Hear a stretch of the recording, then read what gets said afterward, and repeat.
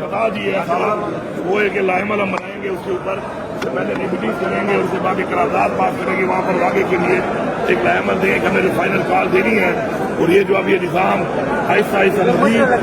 اجتماعی کی طرف سے جا رہا ہے اس ملک کو، اس میں ہمارے جو مطالبات ہیں وہ سامنے لائیں گے، پھر آگے ایک ٹائم بنا کر پھر فائنل کال پورے پاکستان کی دیں گے، پورے پاکستان کو بند کریں گے اور مارچ کریں گے جو کہ فیصلہ کن مارچ ہوگی۔ سر یہ بتائیں، ہم نے PIA کی بولی دی ہے لیکن کہا جا رہا ہے کہ آپ کے ہیلی کاپٹر بھی جو یہاں پر نہیں ہے، کتنی حقیقت ہے اس میں؟ میرے پاس دو ہیلی کاپٹر ہے ماشاء اللہ بھائی حکومت ہے، اور اس وقت کا جو پوزیشن ہے وہ یہ ہے پورا پاکستان جان لے۔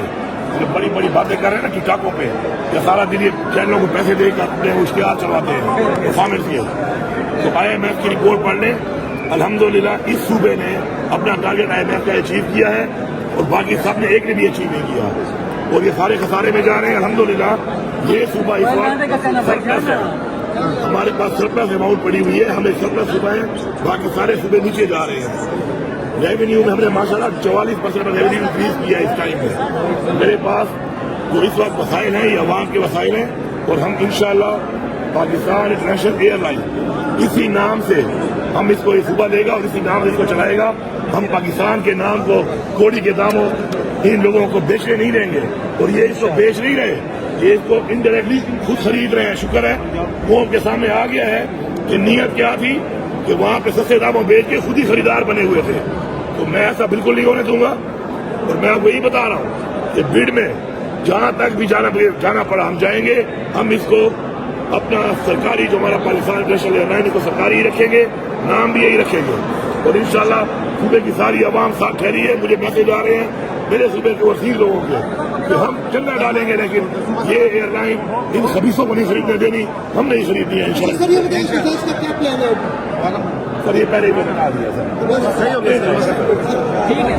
دیکھیے ایسا ہے کہ اس وقت